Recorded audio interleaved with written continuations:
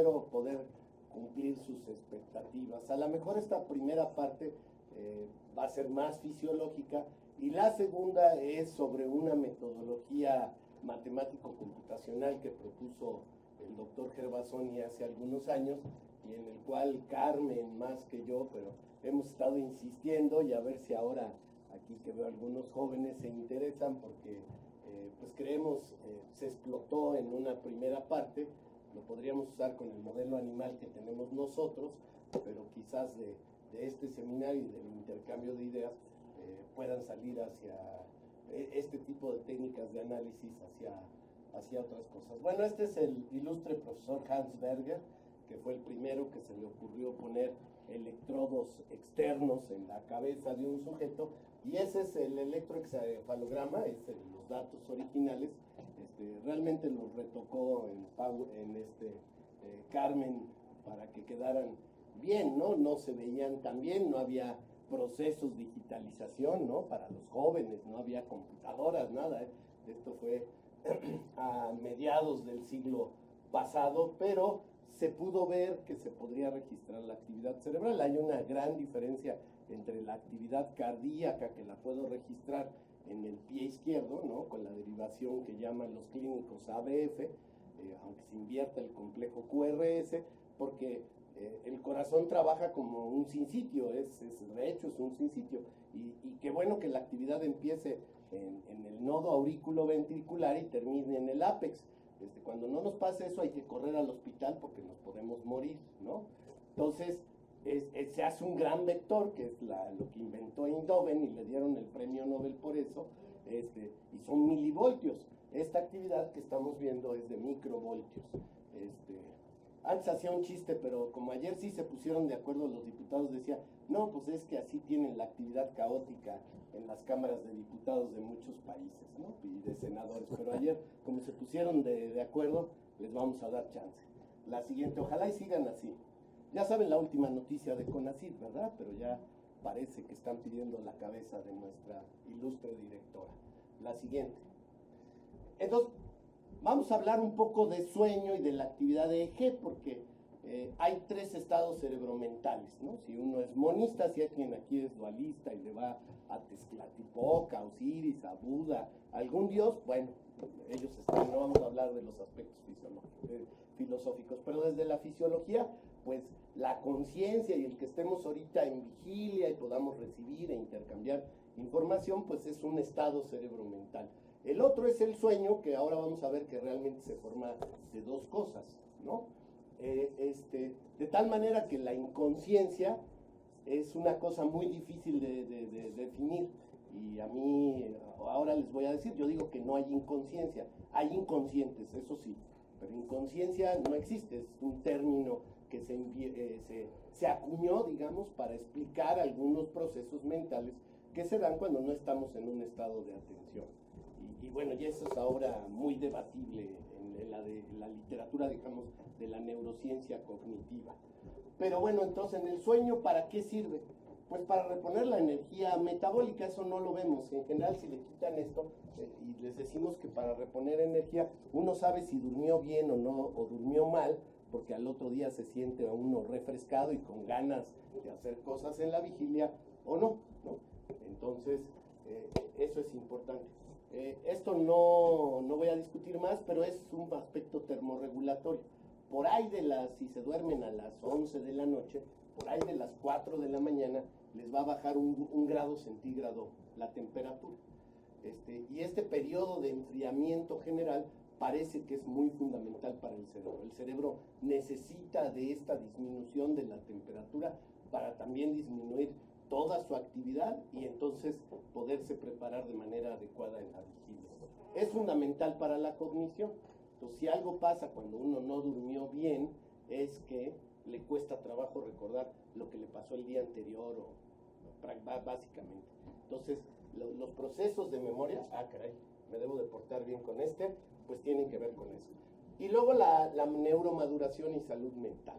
Entonces, sabemos que los niños prematuros duermen más, en lo que vamos a ver ahora se llama sueño con movimientos oculares rápidos, y eso es importante para que madure su cerebro, y ya se han hecho muchos registros, igual pasa en las ratas, por ejemplo, que son neoténicas, es decir, que nacen todavía, ¿no?, muy fetales y tienen que pasar por un proceso de desarrollo. Y desde luego para la salud mental. Si alguien deja de dormir 3, 4 días, preocúpese si no hay una causa, porque es muy probable que vaya en camino a la depresión.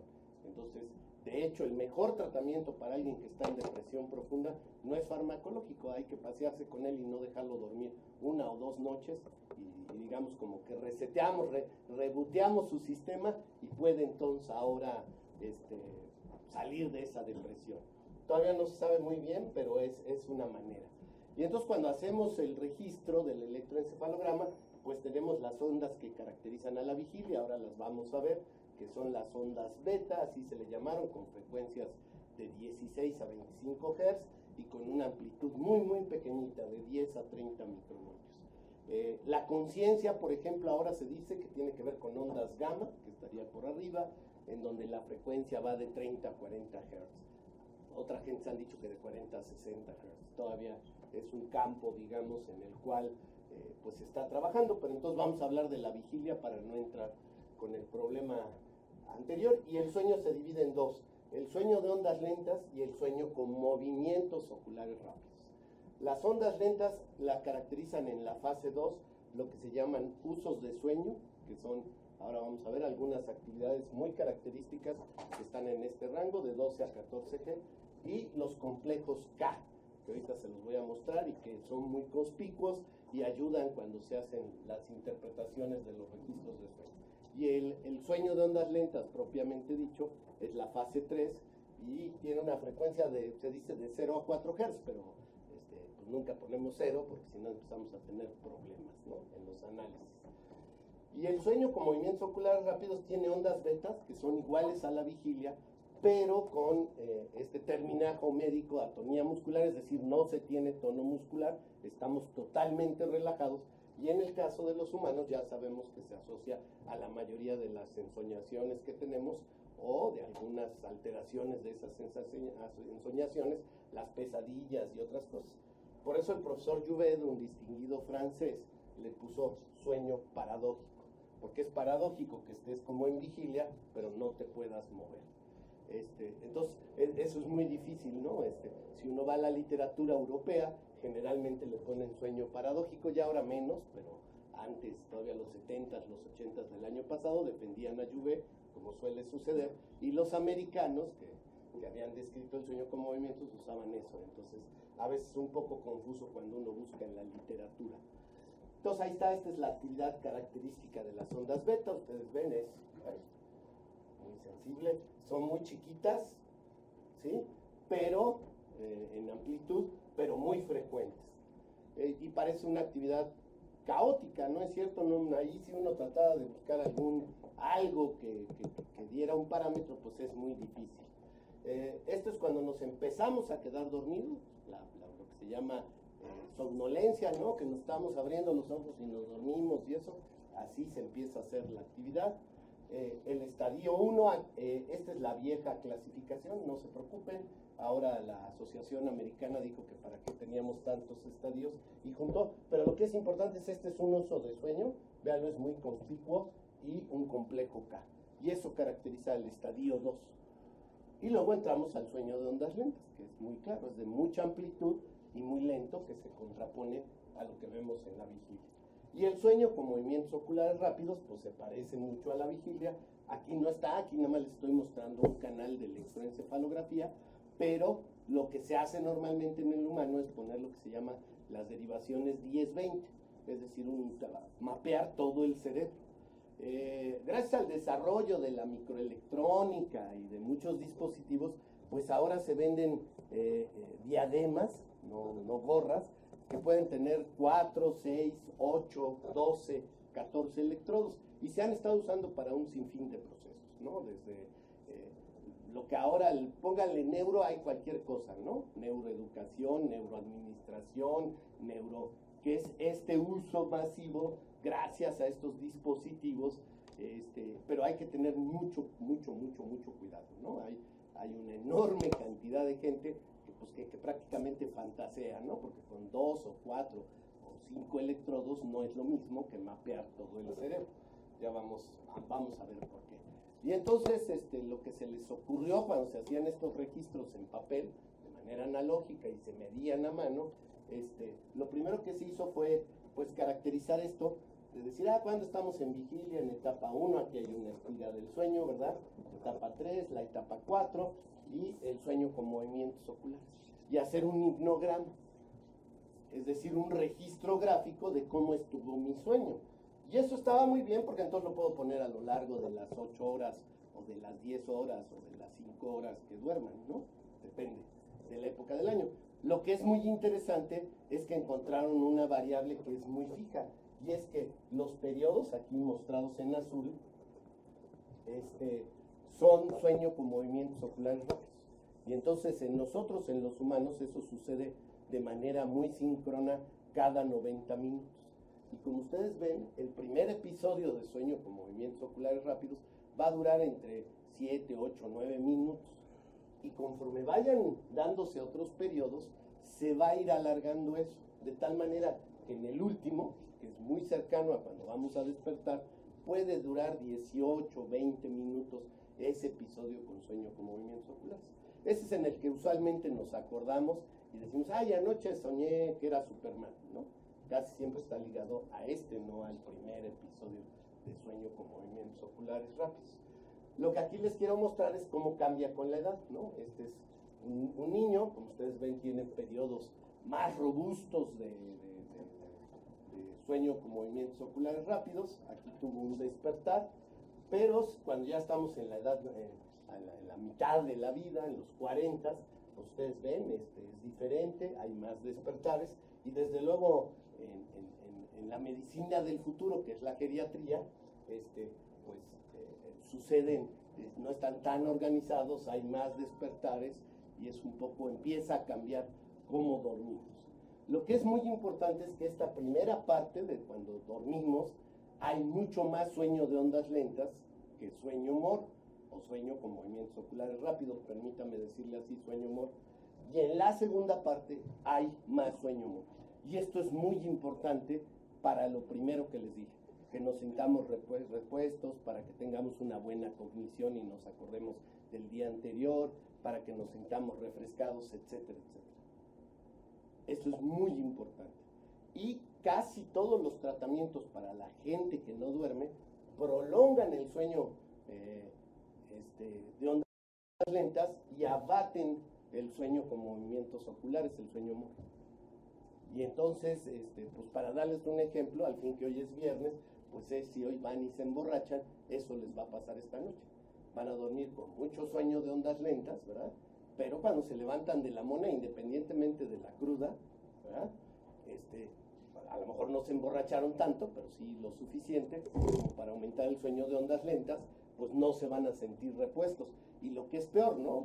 Un efecto del alcohol. Oye, ¿te acuerdas ayer cuando te pusiste a bailar? Yo no bailé. ¿Cómo no? Mira, aquí está el video. Ahora ya caray, no me acuerdo de eso, ¿no? Esa etapa se me borró.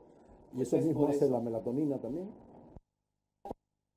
Un poco, cuando te empieza, lo ideal es un par de horas antes de dormir, si la van a tomar.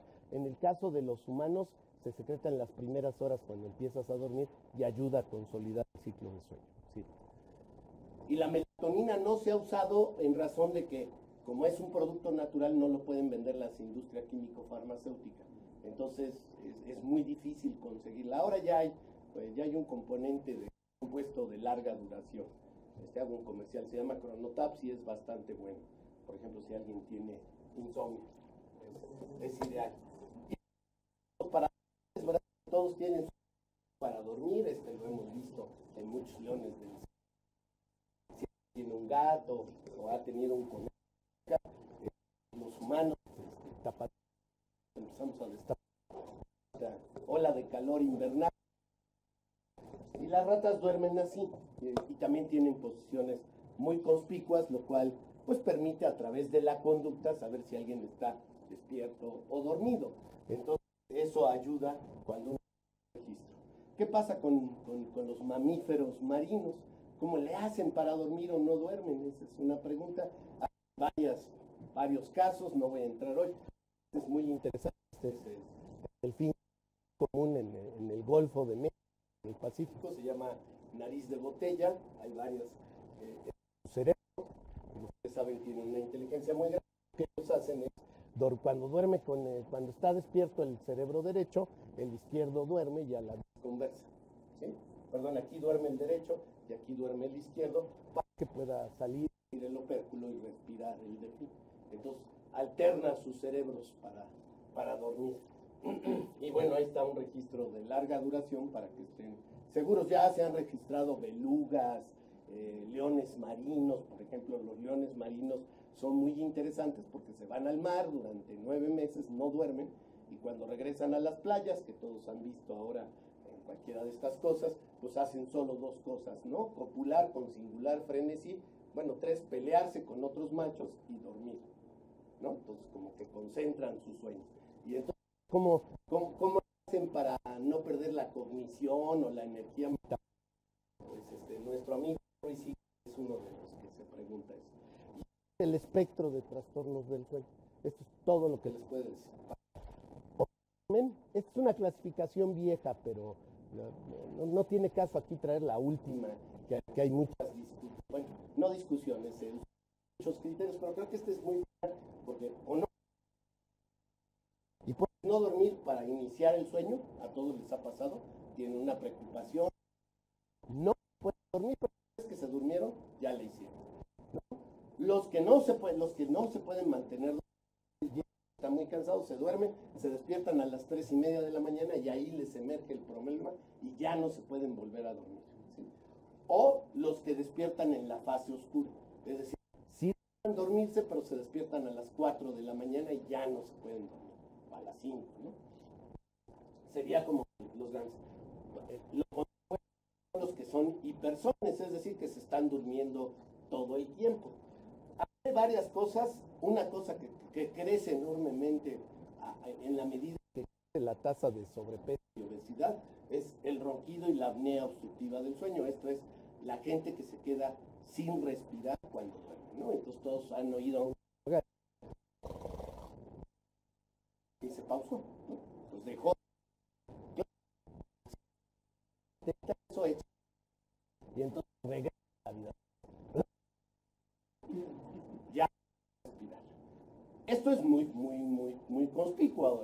Mi abuelita lo diagnostica. Hay veces que hay hipopnea, es decir, no se quedan sin respirar, pero quedan muy baja la respiración. Y hay gente que tiene 300 episodios de esos por noche, no duermen y entonces es el típico persona que en cualquier lugar, en cuanto se queda dormido al minuto, ¿no? La narcolepsia, que es de la que vamos a hablar, y en fin, hay otras donde entran las pesadillas, los terrores nocturnos, los que caminan dormidos, los sonámbulos, los que se orinan dormidos, en fin, hay toda una serie. Esto ha crecido mucho, insisto, esta clasificación es vieja. Y luego los trastornos del ciclo sueño-vigilia, pues que yo digo que los hemos a dos enfermedades que la caracterizaban, que era el síndrome de retraso o de adelanto de la fase de sueño, que tienen causas genéticas y que ya se conocen, y luego las que hemos producido los humanos, ¿no? El jet lag, nosotros no fuimos seleccionados evolutivamente para cruzar de un lugar a otro. Creo que ya empezó a volar el nuevo avión, no sé si sepan, que se pone allá arriba hasta 19 horas tiene autonomía. Yo uno le dice a la señorita, oiga, falta traer un paracaídas porque yo ya me bajo de esta cosa, ¿no? Si ya no sé, es tedioso, aumentarle 8 más debe de ser bastante terrible. Pero bueno, pues es producto de eso. Y la otra cosa que es terrible son los rotativos de trabajo, ¿no? Los turnos rotativos son terribles, estos de que trabajan 2 de día, 2 de tarde, 2 de noche. Esos pobres obreros, por ejemplo, es muy común en la industria automotriz, pues van a tener no solo trastornos del sueño, sino que van a tener obesidad, en fin, ya se ha estudiado, no, ya debería de estar absolutamente prohibido, pero pues, a ver si le decimos a André o Manuel y ya suspende, ¿no? Bueno, eso es, digamos, la fisiología gruesa del sueño. Ahora, ¿qué podemos hacer para estudiar alguna fisiología? Voy a hacer vamos a usar a la narcolepsia cataplegia porque la rata que tenemos en el laboratorio se caracteriza. Entonces, siempre nos preguntan, ¿y para qué hacer un modelo animal? Porque podemos hacer estudios morfológicos en humanos. Ahora vamos a ver, cuando se tienen bancos de cerebros, la acción de varios fármacos y de hecho el cernimiento de todos los fármacos que tomamos nosotros de la medicina alopática pasa por pruebas en animales y se pueden hacer estudios genéticos. De hecho, vamos a ver que gracias a los modelos se pudo pues descubrir la causa de la narcolepsia cataplegia en la mayoría de los casos. Y bueno, en el caso de esto hay perros narcolépticos, les voy a mostrar. Hay varias razas, las que fueron los Doberman Pinscher, por el grupo de Stanford. Los carentes del gen de orexina o sus receptores, las orexinas, ahora vamos a ver, son unos péptidos que son como el director de orquesta de la y la tenemos aquí en la universidad, el Instituto de Fisiología, perdón. Si no, me das la siguiente, yo me doy la siguiente. Entonces aquí les presento, estas son las estrellas, estos son los perros Doberman que tiene Jerry Siegel en la Universidad de California en Los Ángeles. De hecho, este es cuando fue para allá Berenice Gavito, que fue una alumna que dirigió Carmen Cortés, y bueno, pues para que le mostraran que sí pasaba. Esta es la jaula de vida del perro, como ven, vivían muy bien. Pues le pusieron allí unas albondiguitas de carne, si ya vieron, se excitó emocionalmente porque pues sí, entre comer alimento balanceado y una albondiguita de carne, supongo que debe de ser un gran estímulo, como si a uno nos ponen un buen bife, ¿verdad? Pues vamos a cambiar, y le da cataplegia, ¿ya ven? Se cae. Lo que es más interesante es que estos perros que fueron estudiados por muchos años por Emanuel Miñón, ahí está, el ilustre caballero que va a aparecer ahí es Emanuel Miñón. Entonces es una demostración que tiene. Entonces también ponernos a jugar, a los perros les gusta jugar, estos están jugando, como ven el estímulo no es tan poderoso como la albondiguita de carne, ahí están jugando, y entonces de repente ya les dio cataplegia. Y si uno registra su cerebro en ese momento, están durmiendo en sueño con movimientos oculares rápidos. Entonces es la emergencia en la vigilia del sueño con movimientos oculares y de la atonía asociada a esto. Entonces, si ustedes ven, este es el genoma del perro, y la alteración que encontraron en esos perros que hace que el receptor de orexinas no funcione muy bien. Esto salió de manera consecutiva porque Manuel Miñón llevaba estudiando estos animales 30 años. Y Yanasi Hawa, un colega japonés de Texas, aunque tiene también unas cosas en Tokio, lo que él hizo fue, por otras cosas no andaba buscando esto. Es un caso muy interesante. Denle doble clic, debería de haber funcionado como el otro, pero estaba funcionando. Sí, ¿verdad? No le di tiempo suficiente. Lo que ellos hacen es, cuando empieza la ingeniería genética, esto es sorprendente, lo que empiezan a decir es, oye, el gen les voy a decir cualquier cosa, de la gastrina, que es un péptido que tiene que ver con la secreción de ácido gástrico, ¿nada más está en el estómago? No, sabemos que está en el cerebro, está en algunos ganglios. ¿Qué función cumple? Entonces desarrolló una técnica molecular que permite que yo, de todo tu genoma, te saque el gen de la gastrina en ratones. Y entonces se desarrolla el animal toda su vida sin ese gen. Así de poderoso es. Puede hacer que se sobreexprese también. Dale un doble clic, ¿no? Perdón. Entonces Yanasi Hawa encuentra un péptido con una técnica molecular que no voy a entrar hoy, porque estaba estudiando la ingesta de alimento. Y entonces se había dado cuenta que en animales saciados, ¿ya vieron? Ahí se va a quedar en lo que él denominó arresto conductual. Este es el primer registro. Ahora tiene mejores, pero yo quiero traer el original. Y entonces le dice a Lena Yeshe, oye, pues cada día tenemos más problema con la anorexia nervosa y la bulimia.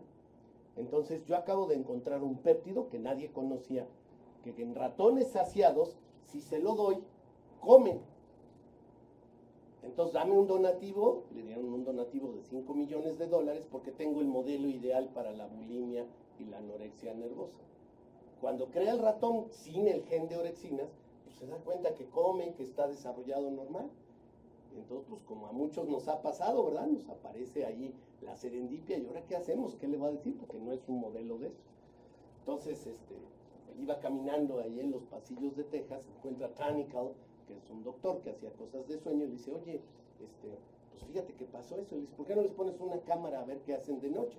Los ratones son noctámbulos, tienen su vigilia de noche. Y entonces descubren esto, que tienen estos arrestos motores. Y entonces Tánica le dice, mira, seguramente a lo mejor tiene que ver algo con el sueño. Vamos a hacerle unos registros, pero pues aquí nadie hace, nosotros hacemos. Bueno, se buscaron a alguien en el edificio de enfrente, eso que aquí en la UAP y en las universidades mexicanas y latinas cuesta mucho trabajo, y le dijo, tú tienes, vamos a registrarlos a ver qué sale. Y entonces codescriben un nuevo modelo de narcolepsia cataplégica. Y este péptido, la orexina, pues se vuelve, digamos, el péptido responsable de esta enfermedad. Y entonces empiezan a estudiar el péptido. No vamos a entrar más en ese asunto ahorita y les vamos a decir lo que hemos hecho nosotros y lo que nos pasó, porque nosotros teníamos esta rata que describieron los doctores Holgren en 1989, cuando ellos vinieron para acá. Es una mutación espontánea. En ese tiempo los Holgren lo que estaban muy interesados era estudiar el bostezo, y yo les puedo asegurar que trabajé por muchos años, todavía lo hacemos, pues sentarse a observar a las ratas que bostezan como nosotros en promedio una vez por hora, a veces menos, depende de la hora del día, pues era un poco aburrido. Entonces un día apareció un macho que bostezaba mucho y la doctora Ruth dijo, bueno, pues vamos a cruzarlo con sus hermanas, en fin, tenemos ahora una cepa de ratas que, para darles una idea, si lo normal lo ponemos o lo estándar, lo que hacemos nosotros es 1 o 2 bostezos por hora, estas ratas bostezan en promedio 20 veces por hora. Entonces bostezan un orden de magnitud por arriba. En la generación F4, de manera espontánea, aparece una rata que le tiembla la cola y la agrupa. Entonces tenía un temblor. Y entonces la doctora Ruth, que era muy sabia, las apartó y dijo, pues esto suena interesante, vamos a ver qué es. Y entonces las caracterizan con este síndrome. Tienen temblor al inicio, por ahí de los 3 meses tienen ataxia, es decir, marcha de borrachito, no caminan derecho. Tienen episodios de inmovilidad, epilepsia, que en ese tiempo la caracterizó el doctor Holgren como una epilepsia de tipo auditivo. Ahora Carmen ha estado trabajando los últimos años para caracterizar las crisis de ausencia, que es un tipo peculiar de epilepsia de los niños, y al final de su vida pueden tener parálisis del tren posterior. ¿A qué se debe toda esta playa de síntomas? Bueno, a que la rata Taller, este es un nervio óptico de una rata normal, y lo que ustedes pueden ver, este es lo que se llama el anillo periaxonal, es la primera vuelta que da el oligodendrocito, una célula especializada del sistema nervioso, sobre el axón, para aislarlo eléctricamente, igual que sucede con un cable, ¿verdad?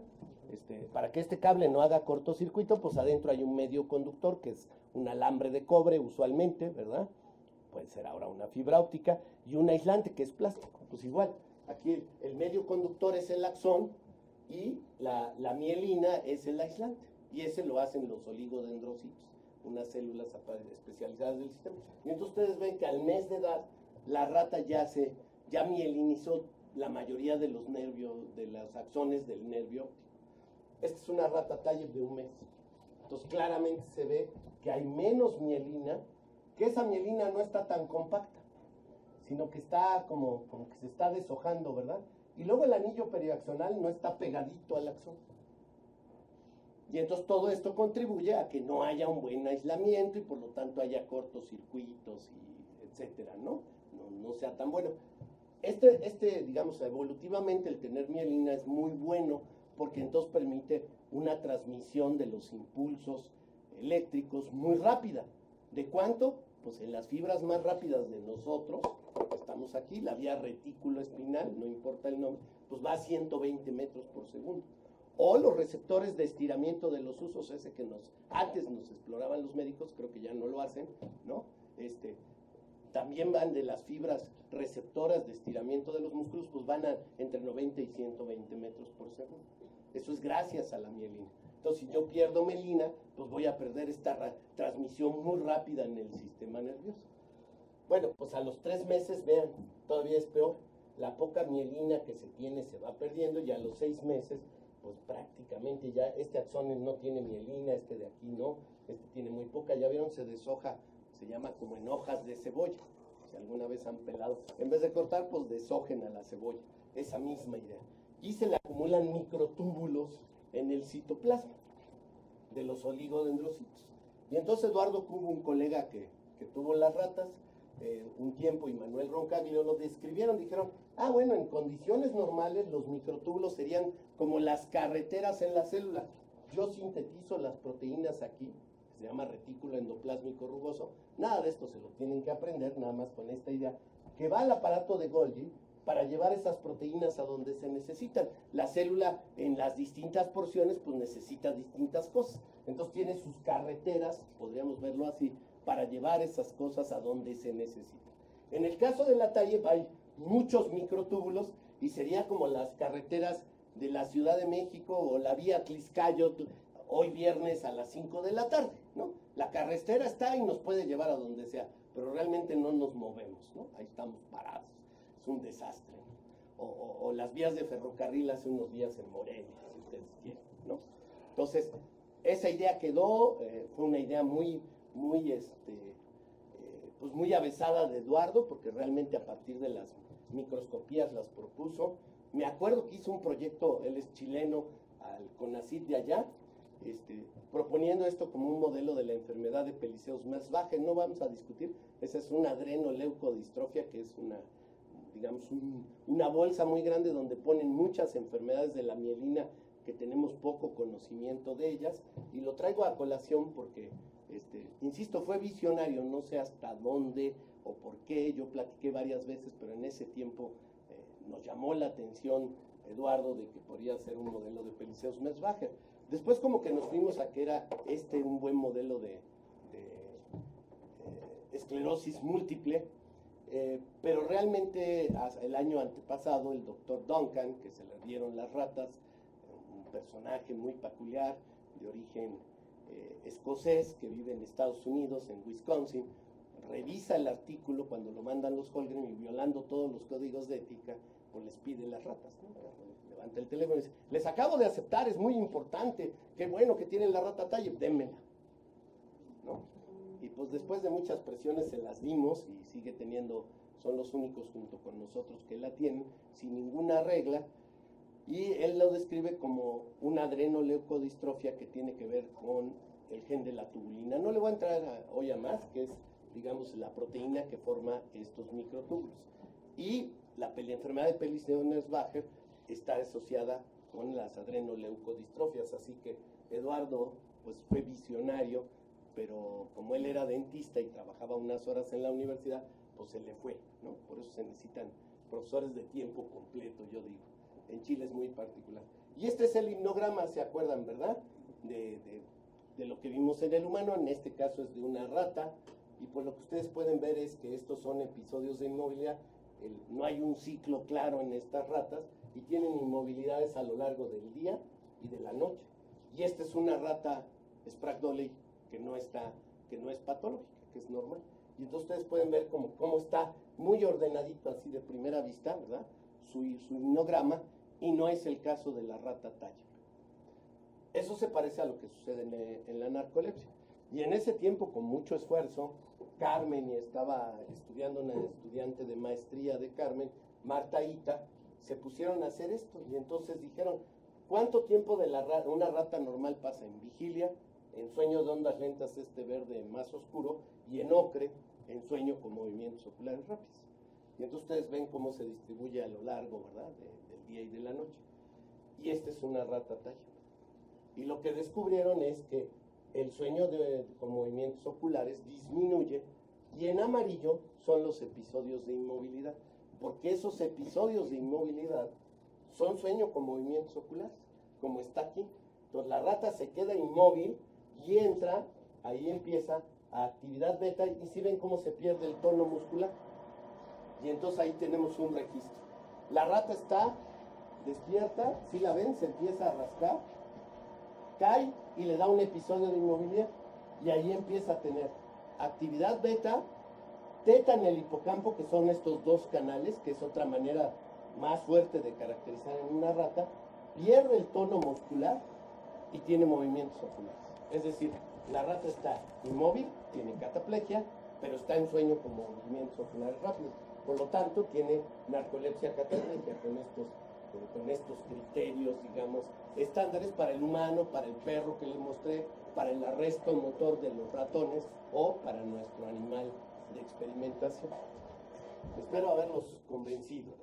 Y entonces en la tesis de doctorado de Carmen lo que hicimos fue caracterizar esos episodios, cómo eran, y lo que encontramos es que van aumentando conforme la rata pierde mielina, hacen un pico por ahí de entre los 7 y los 11 meses, ahí dan más episodios, y en blanco están los machos y en círculos negros las hembras. Es decir, los machos tienen más episodios que las hembras. Eso en el argot así de nuestro campo se llama sexualmente dimórfico. Cuando hay una variación muy grande entre los sexos, pues se le pone eso.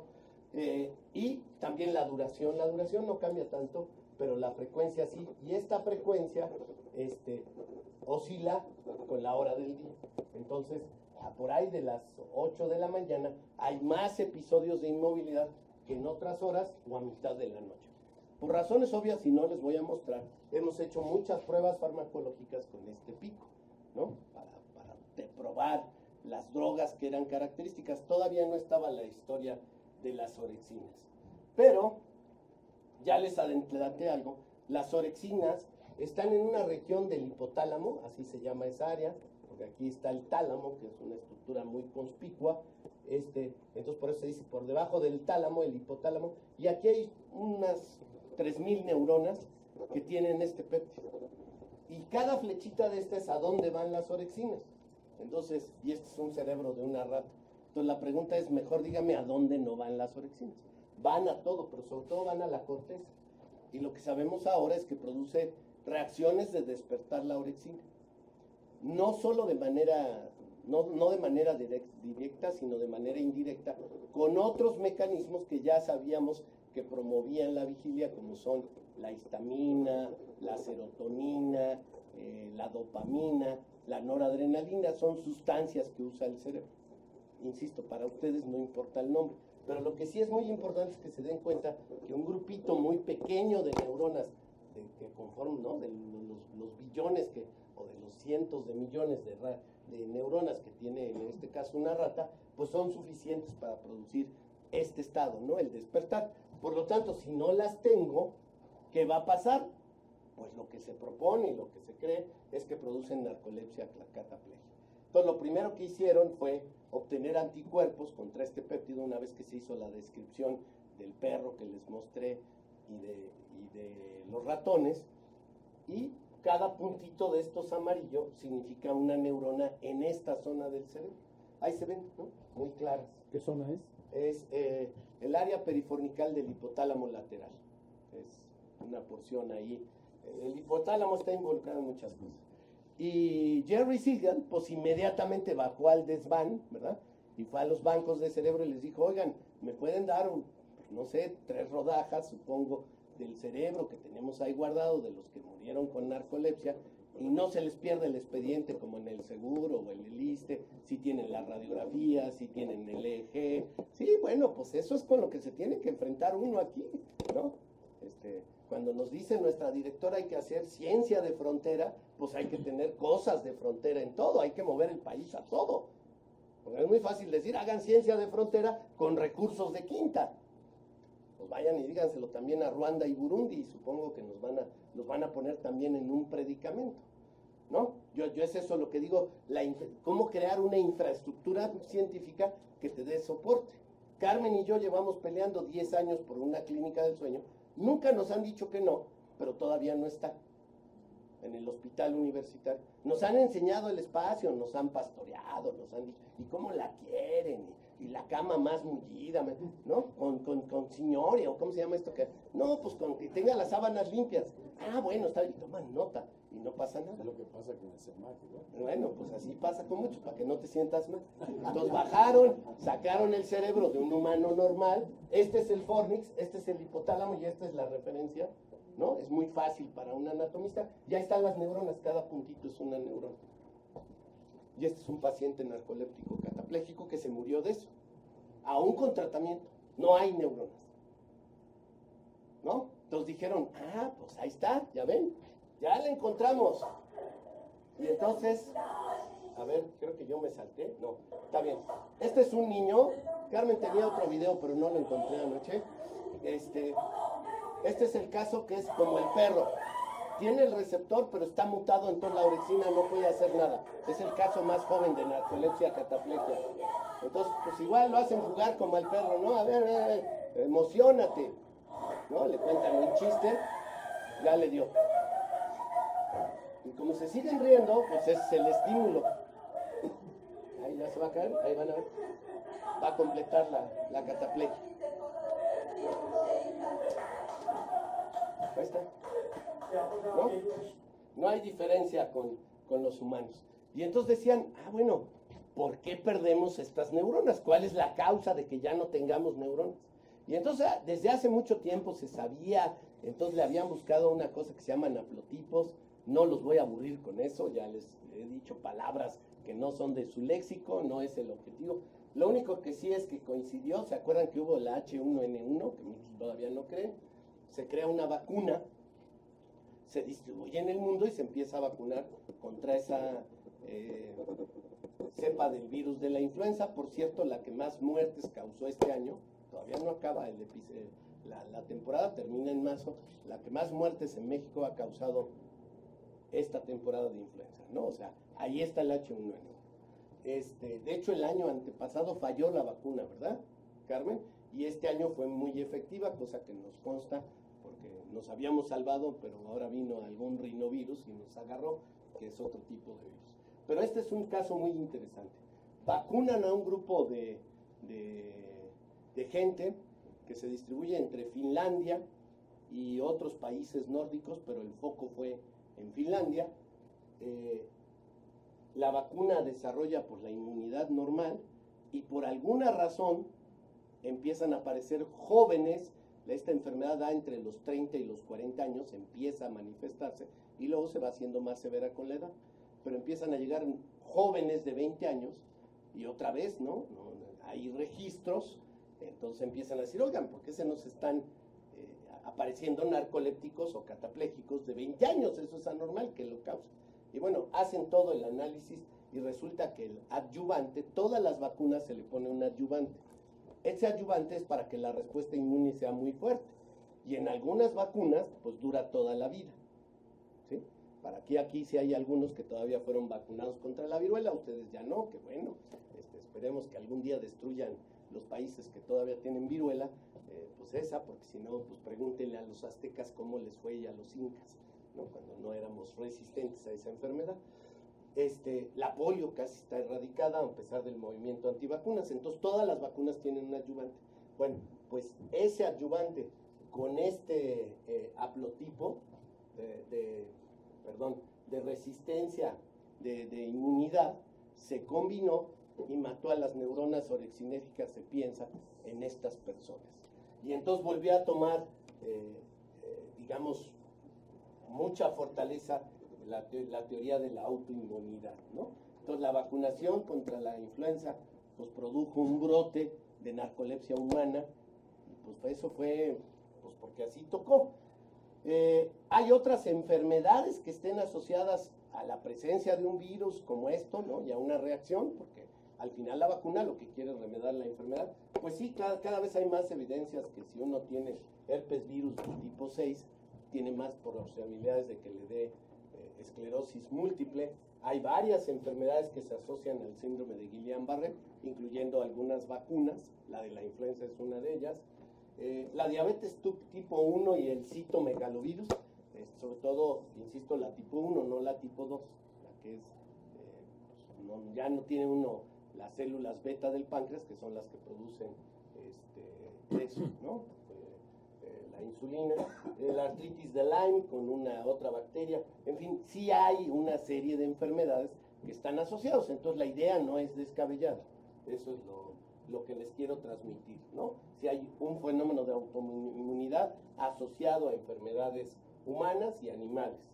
Entonces lo que hicieron, dijeron, bueno, ahora los que tienen narcolepsia y cataplegia, que se cambió el criterio ahora, pues vamos a medirles los niveles de hipocretinas, que es la otra manera de decirle a las orexinas, en el líquido cerebroespinal. Entonces empezaron a los pacientes, les toman un poco, alguna vez han visto, ¿verdad? Les ponen así, les sacan líquido cerebroespinal y lo midieron. Y entonces lo que vieron, este es el nivel normal de hipocretinas que uno tiene en el líquido cerebroespinal. Estos los niveles, siempre por abajo de 100 picogramos en los pacientes que están enfermos de narcolepsia con cataplegia, y usaron controles, otros que tenían otra enfermedad, pues como ustedes pueden ver, también están por arriba de los 300 picogramos.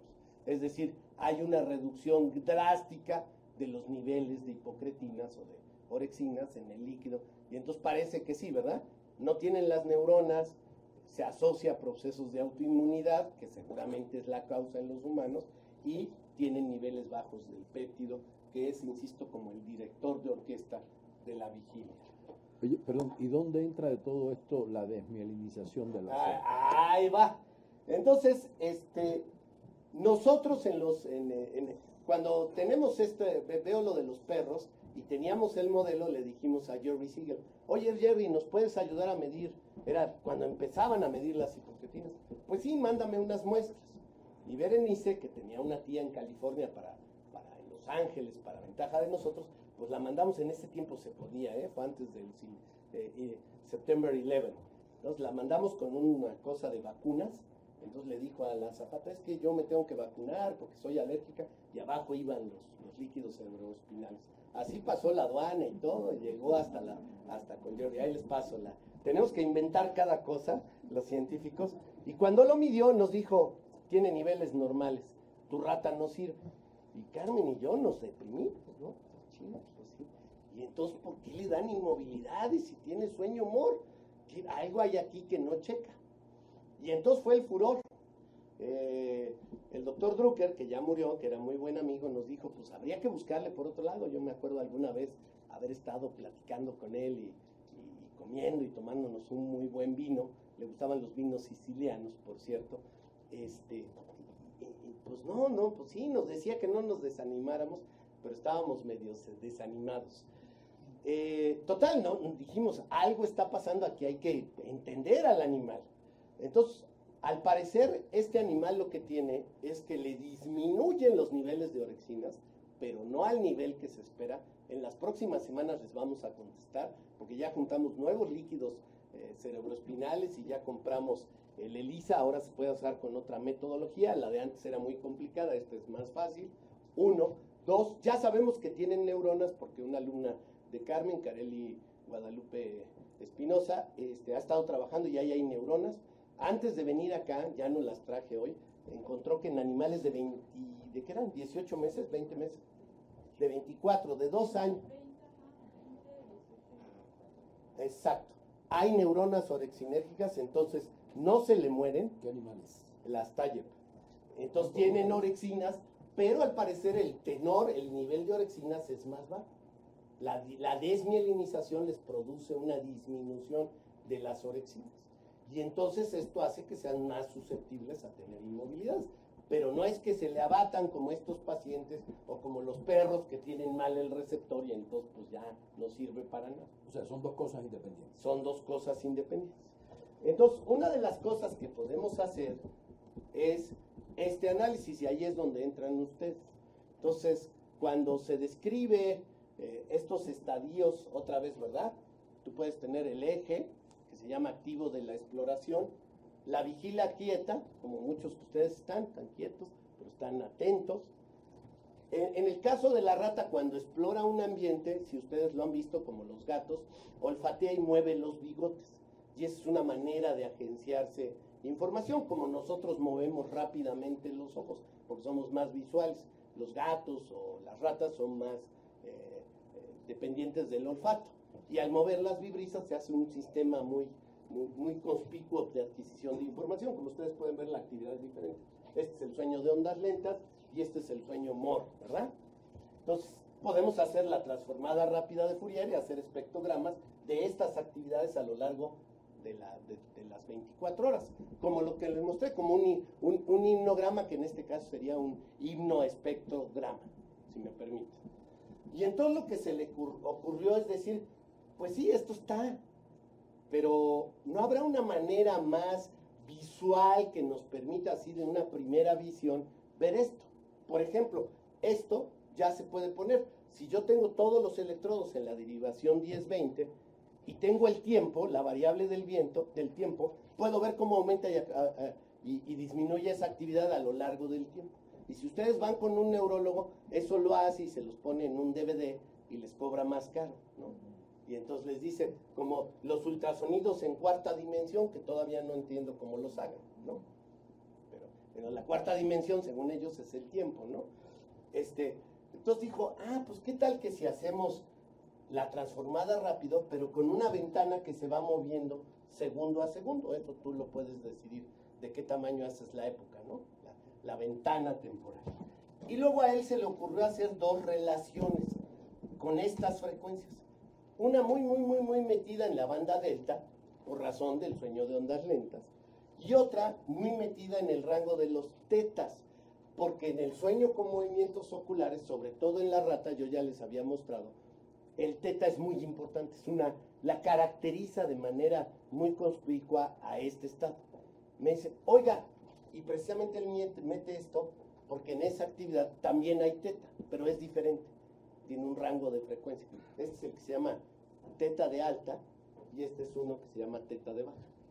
Entonces, este va de 4 a 8 Hz y este va de 8 a 12 Hz. Y entonces dijo, a ver si yo con esta relación puedo esta señal sacarla y luego hacer un truco que ustedes conocen estadístico, que es el análisis de componentes principales. Y si a través del análisis de componentes principales yo puedo reconstruir el 70 o el 80% de la señal, perdiendo el resto, pues estoy reflejando la realidad bastante bien. Al menos él propuso eso.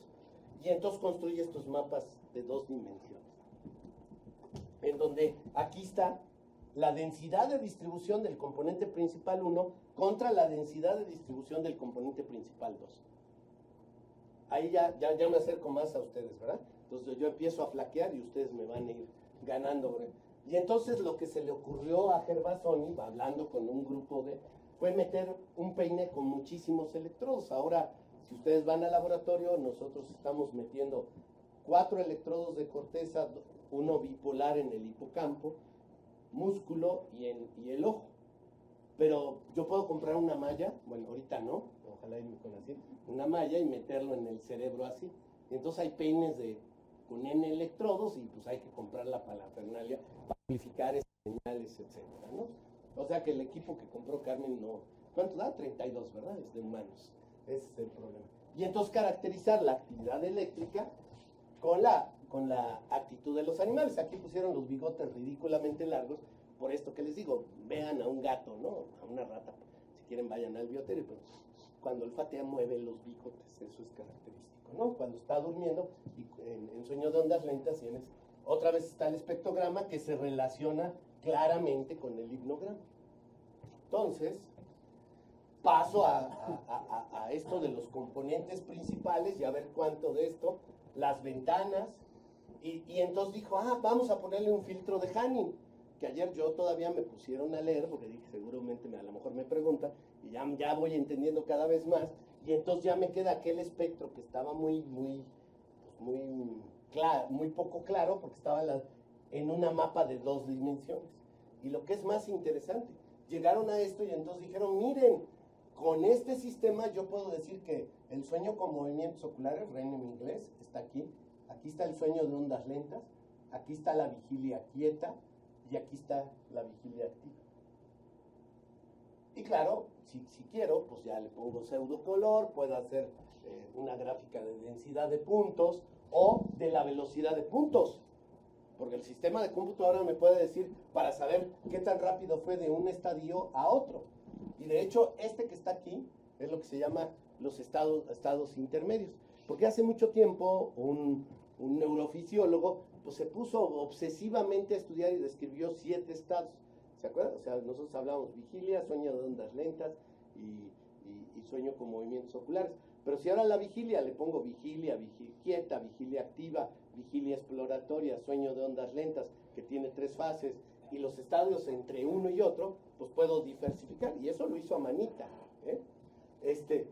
Y además están las ratas, para que tú veas que esto se puede reproducir, porque pues para que puedas usar esto, ayer hablaba con Jacobo, decía, ¿cómo predecir una crisis epiléptica?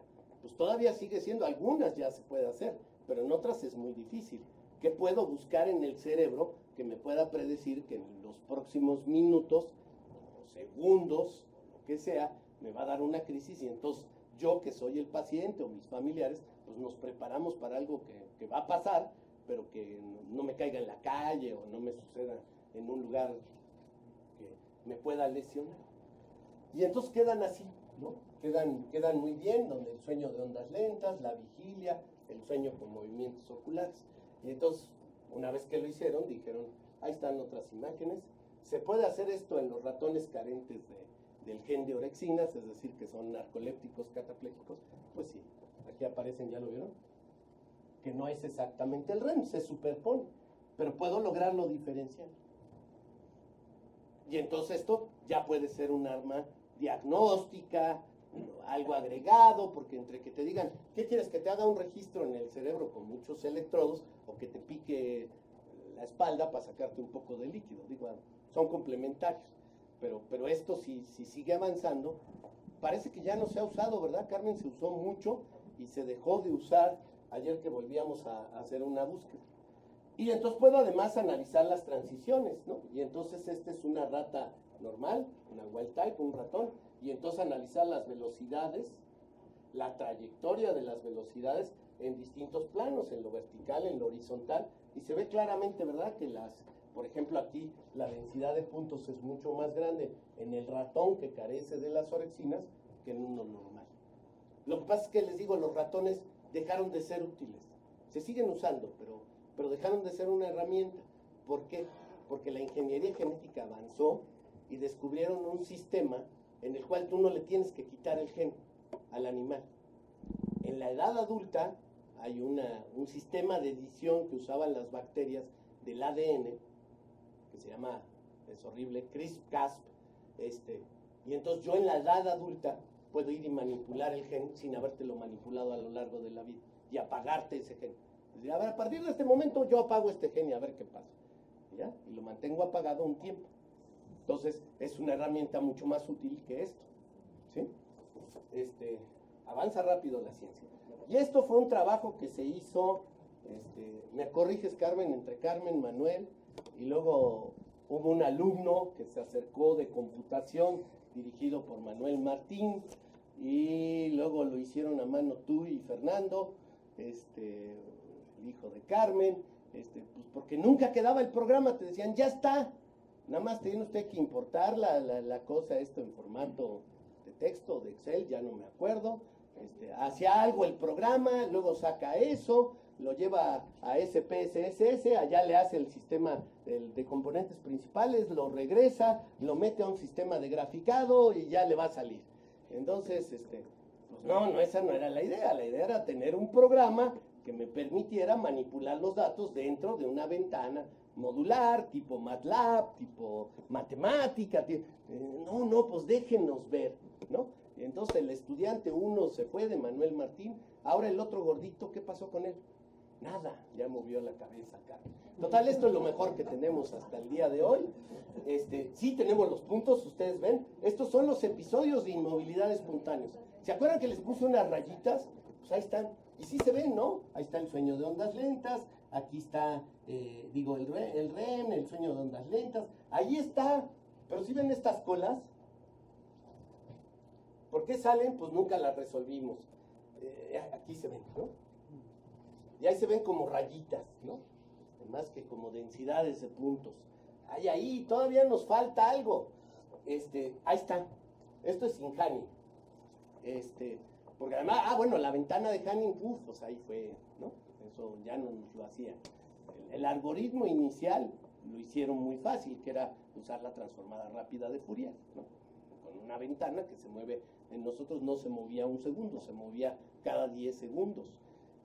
Luego les dijimos, bueno, sería muy interesante, me regreso, porque nosotros hacemos lo de epilepsia, si podemos cambiar estas razones, ¿no? Y entonces poder, a lo mejor, en vez de predecir la cataplegia, al menos ese es nuestro sueño, decir, no, está en una crisis de ausencia, porque la crisis de ausencia tiene una frecuencia muy conspicua, que es alrededor de 4 a 5 Hz. ¿Sí estoy bien, verdad, Carmen?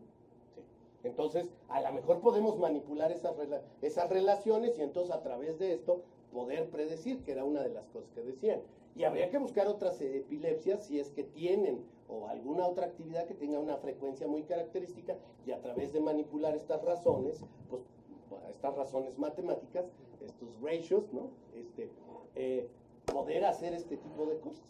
Y cuando yo empecé a hablar con Andrés, pues me decía, ¿ustedes tienen algún problema? Claro que tenemos un problema, ¿no? Carmen ha hecho muchas de estas cosas a mano, ¿no? Se ha desvelado, cómo organizar los datos. Digo, ahora son más potentes las máquinas, pero hubo un momento en que se nos caían todas, ¿no? Eran muchos datos. Qué bueno que ha aumentado. Entonces, pues yo le agradezco mucho a Carmen, esto es todo el grupo de trabajo, hay muchos estudiantes. Ahora ayer les decía, Adriela ya tiene ratas alcohólicas, porque tenemos otras ratas que son ansiosas, y los ansiosos tienden a mitigar su ansiedad con cigarro, con alcohol, o con otras drogas. Entonces se ha descrito que los ansiosos tienen más tendencia a las adicciones, y ella está haciendo. Juan Manuel está estudiando las crisis de ausencia con Carmen, Rubén, Carelli ella es Carelli de biomedicina, la que ya nos mostró que sí hay neuronas orexinérgicas en el cerebro. Con Araceli, ya tenemos los líquidos cefalorraquídeos y esperamos, de verdad, sí, se va a medir ahora corticosterona, ¿verdad? Entonces en un par de semanas les podemos dar la primicia.